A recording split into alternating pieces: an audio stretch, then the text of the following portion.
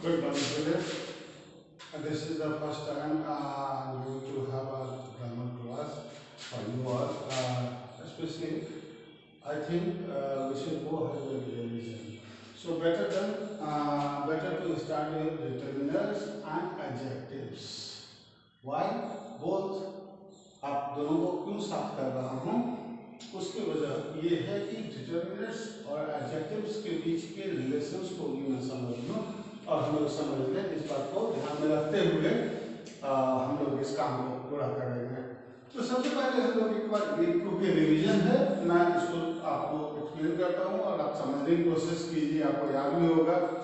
Demonstrative determiners याद कीजिए। Demonstrative pronounce कौन कौन है? This,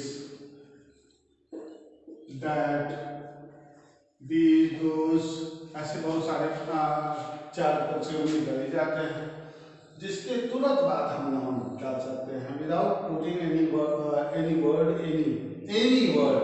in between. इन दोनों के बीच में कोई वर्ड नहीं होना चाहिए। और जब ऐसा वर्ड कॉम्बिनेशन बनाते हैं, suppose like this, for example, अगर हम एग्जांपल के लिए ले लें तो ये कह सकते हैं कि दिस बुक, अगर ये कॉम्बिनेशन बनता है और आगे सेंटेंस का जो भी प्रारूप आप बनाते हैं वो अलग, उसके लिए कोई प्रॉब्लम नहीं है, तो वो आपको सब्जेक्ट के हिसाब से चलेगा। लेकिन यहाँ पर हम क्या देख रहे हैं? एक डेमोन्स्ट्रेटिव प्रोनाउन और उसके तत्काल बाद क्या आ जा रहा है? नाउन। चाहे वो कॉमन नाउन हो, चाहे वो और कोई नाम हो, इससे कोई फर्क नहीं पड़ता। फर्क इस बात पे पड़ता है कि जब कभी भी ये कॉम्बिनेशन इस तरह का बनता है, यानी एक डेमोन्स्ट्रेटिव प्रोनाउन हो और एक नाउन हो और इन दोनों के बीच में कोई सब्जेक्ट ना हो, तो वैसी स्थिति में ये डिटर्मिनर्स के रूप में काम कर रहा होता है। कैसे, ये हम लोग क्लास में भी समझे और एक बार मैं आपको समझाने की कोशिश कर रहा हूँ कि डेमोन्स्ट्रेटिव जो वर्ड है, प्रोनाउन है, वो दिस है। क्या ये दिस इस बात को डिटरमाइन नहीं कर रहा है कि ये बुक कौन सी है? ये किताब या वो किताब, that book, these books, those books. तो ये दोनों चीजों को ध्यान में अगर हम लोग रखें तो ये बात कह सकते हैं कि ये डिटर्मिनर्स है। इसके अलावा अगर हम इस बात को ध्यान में दें कि एडजेक्टिव्स किनको कहते हैं? एडजेक्टिव्स हम उन वर्ड्स को कहते हैं जो किसी नाउन को क्वालिफाई करें, उनके बारे में कुछ भी बताए, चाहे वो डिटरमाइन ही क्यों नहीं कर रहा हो। तो वैसी स्थिति में दिस, क्या ये बुक को डिटरमाइन कर रहा है या नहीं? चलिए इसको दूसरे शब्द में ये कहें कि क्या ये दिस बुक के बारे में कुछ बता रहा है या नहीं? ये किताब, ठीक है, आप समझ रहे हैं मेरी बात को। और अगर इस बात को समझ रहे हैं तो वैसी स्थिति में क्या ये एडजेक्टिव भी क्या आ सकता है? आपको याद कीजिए, रिवीजन में हम लोग हैं और इससे पहले भी पढ़ चुके हैं और इस बात को जानते हैं कि डिटर्मिनर्स, ये दिस बुक में दिस हमारा डिटर्मिनर का ही नहीं काम कर रहा। और कौन सा डिटर्मिनर है? Demonstrative determiner. इसके अलावा डेमोन्स्ट्रेटिव डिटर्मिनर ही नहीं बल्कि इसको हम डेमोन्स्ट्रेटिव एडजेक्टिव भी कह सकते हैं।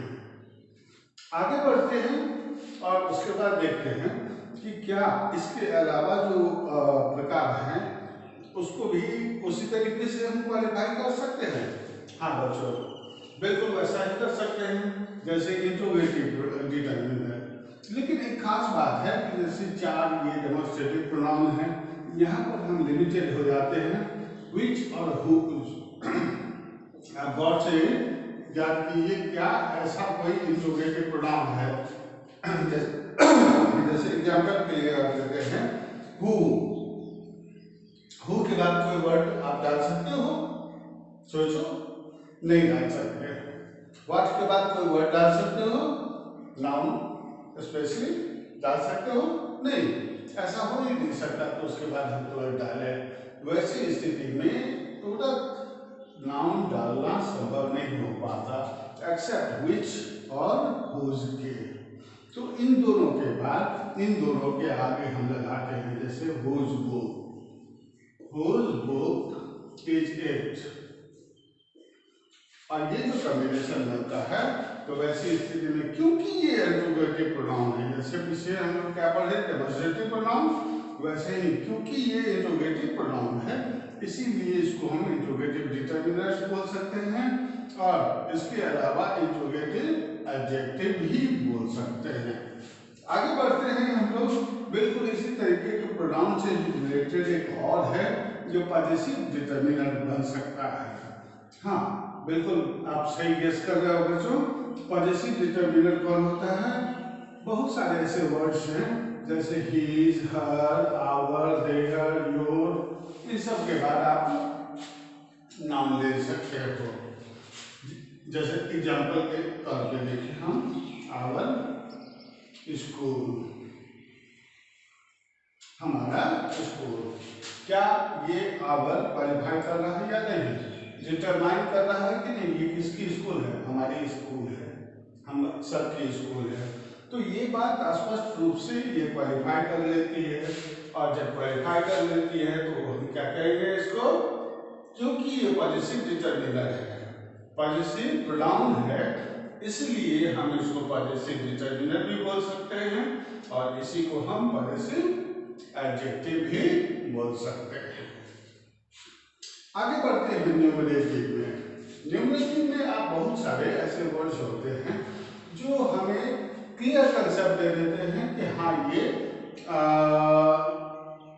जैसे मेरी, क्या ये क्लियर कंसेप्ट देता है कि कितने हैं? नहीं। ऑल, सम, फ्यू,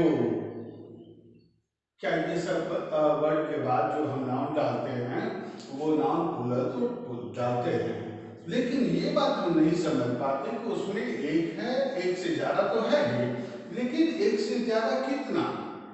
2, 10, 20, 50 या इससे भी ज्यादा, या फिर इससे भी कम, कोई डिफरेंस नहीं होता। तो इसको हम किसके बगल में डालेंगे? इसमें। और इसको हम ऐसे लिख सकते हैं स्पष्ट रूप से, जैसे एग्जाम्पल के तौर पे मेनी पेन्स। याद कीजिए, बाकी सारे रूल्स की तरह ये भी फॉलो करेगा। मेनी क्या हो गया? नंबर से जुड़ा हुआ वर्ड जो नंबर को आइडेंटिफाई कर रहा हो, लेकिन डिटरमाइन नहीं कर रहा हो कि कितना, लेकिन ये इस वर्ड को जरूर डिटरमाइन कर रहा है, इस नाउन को जरूर डिटरमाइन कर रहा है। तो ऐसे स्थिति में इसको हम क्या कहेंगे? डिटरमिनर। लेकिन कौन सा डिटरमिनर? Indefinite numerative determiners. ऐसे वर्ड्स जो बिल्कुल क्लियर कंसेप्ट देते हैं, जैसे 10 स्टूडेंट्स, 10 स्टूडेंट्स। अगर हम ये लिखते हैं तो वैसी स्थिति में ये बताइए कि क्या ये वर्ड क्लियरली नहीं बता दे रहा है स्टूडेंट्स के नंबर को? बता दे रहा है ना? हो सकता है आप 10 की जगह 2 लो, 10 की जगह 100 लो, आप उसके लिए फ्री हो, वो कोई भी नंबर हो सकता है। इस चीज को अगर हम ध्यान में रखें तो ऐसी स्थिति में बिल्कुल स्पष्ट रूप से कह सकते हैं कि ये डेफिनेट कर दे रहा है, इसलिए डेफिनेट न्यूमरेटिव डिटरमिनर हुआ। ये क्योंकि डिफाइन नहीं कर पा रहा है वो कितना है, संख्या उसकी कितनी है, तो वैसी स्थिति में इसको हम क्या कहेंगे? Indefinite determiner. अंडरस्टूड? हालांकि मैं आप लोगों को इसके और अलग अलग प्रकार के बारे में भी मैंने बताया हुआ है, और उसके बारे में हम रिवीजन करेंगे, लेकिन अगले क्लास में। By that time go ahead. और सबसे पहले मैं एक चीज पहले एक चीज आप लोगों को बता दूं कि निश्चित रूप से आपके पास ग्रामर की किताब होगी घर में, चाहे वो किसी भी स्टैंडर्ड की हो। आप कोशिश करो सबसे पहले ये आइडेंटिफाई करने की कि उसमें कौन सा प्रोनाउन है, अगर इस्तेमाल किया गया है तो। प्रोनाउन के बाद अगर नाउन है तो वैसी स्थिति में उसको हम क्या क्या करेंगे? अंडरलाइन करो और फिर उसको चिन्हित करके समझने की कोशिश करो कि आप ये इसको क्या नाम दे सकते हो। डेमोंस्ट्रेटिव, इंट्रोगेटिव, पॉजिटिव, न्यूमरेटिव, या और जो पीछे पढ़े हैं अगर आपके दिमाग में है तो वो अगर नहीं तो ऐसी स्थिति में हम ये बात स्पष्ट रूप से आपको बता दें कि अगले क्लास में हम इसके और अलग प्रकार के बारे में बताएंगे। By that time, thank you, have a nice day.